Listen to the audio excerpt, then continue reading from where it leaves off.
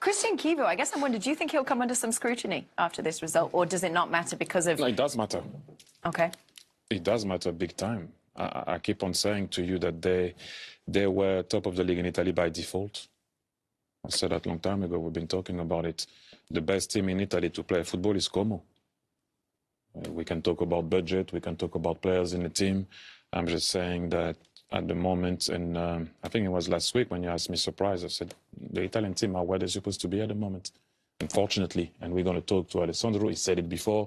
We're going to talk to Alessandro tomorrow because we're going to be in the same situation, the Italian team that has to come back into it. But right now, are you surprised with, okay, when you see Bodø, Glimt, Inter, you're kind of like, oh, what's a surprise? But when you watch the game, there's no surprises, really, in terms of how the two teams played. One played together with the right attitude and everything above that you need to be as a team, as I mentioned before. And the other one played in a lethargic manner with not a lot of intensity in the game to be able to come back against any team in the world, even less against Bodø Glimt. So they are where they're supposed to be. Yeah, he's going to have to answer the question of why so many players that didn't play there, and why did it take the time so in an easy manner, if I can say, when they played in Bodø Glimt, because they have the Lecce game and they wanted to be 10 points ahead, which they are in the league now, 10 points ahead. But if we talk about the Italian league, it doesn't have a lot to answer with because it's top of the league with 10 points. Now, if we talk about the Champions League, it's going to have to answer some questions, that's for sure.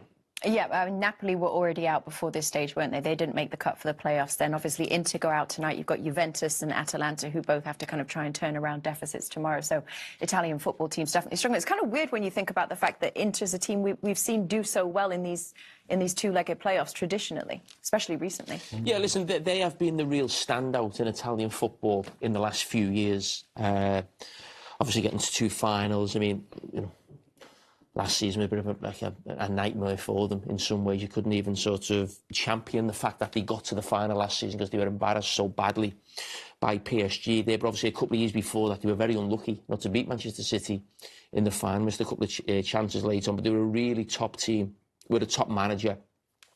But as Thierry says, it's like Inter Milan have sort of almost dropped with the rest of the Italian teams. And the fact they've got a big lead in Serie A, that's all you need to know. We've seen Liverpool go there, and when Liverpool were having an absolute nightmare, you know, in the Premier League and even in some games in Europe as well.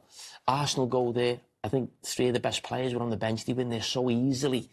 And we want football to be competitive around Europe and the Champions League and to have sort of different teams from every country. But Italian football now looks like it's in a really bad place. So how do you go from Thierry, from getting the Champions League final to displays like tonight? What's changed in terms of, is it the coaching? Is it the tactics? Look, was it just Bodø are a good team? Bodø are a good team. There's nothing now. There's no question about that because of against who they did it, and at times again, and then had to that's twice now against Inter. They couldn't do it twice against the other team because they were in the league phase, right?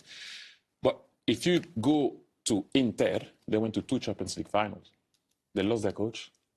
It's not easy to have a new coach. And I'm not having a go at Kivu. The question was, were there going to be questions raised about what he's done? Yes, in the Champions League, not so much in the league because you are ahead, but it is different. They attack in a different manner. You remember the centre-back interchanging, the three midfielders going low to build. The three centre-backs were going in midfield. That doesn't happen anymore. It's not the same. It seems like I said to you when I talk about being lethargic, okay? Then I talked about it was predictable. They were unpredictable last year on playing against big team. You didn't know what they were about to do. Bastoni was going, crossing for the other centre-back on the right, obviously is the centre-back on the left. It looks like at this team, the Inter Milan of Simone Inzaghi was ready to play against big teams. And they were struggling sometime against teams at the bottom of the league. This team struggled against everybody, apart from, obviously, in the league. In the league, they managed to win and changing every time. And the rotation that they always have sometimes is a bit difficult to find that partnership that they need to have. But tactically, it is not the same Inter as the one of Simone Inzaghi.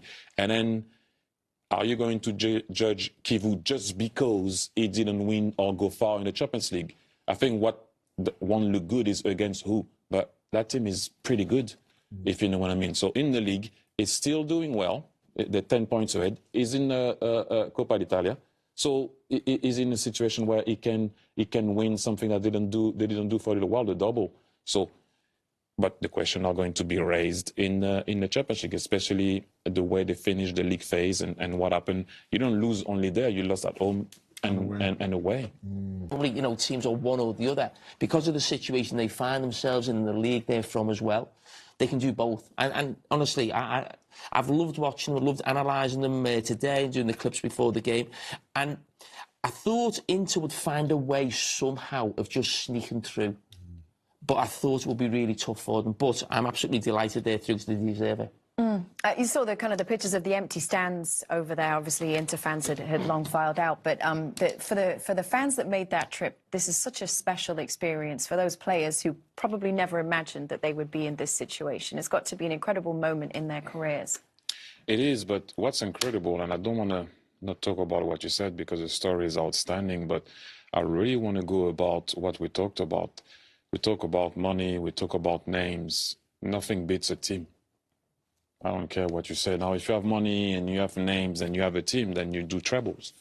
If you don't have that, I don't care about your money. What they do, they attack and they defend together, regardless of where they are, whether they're low, whether they're in the middle, where they attack, obviously, as I just said.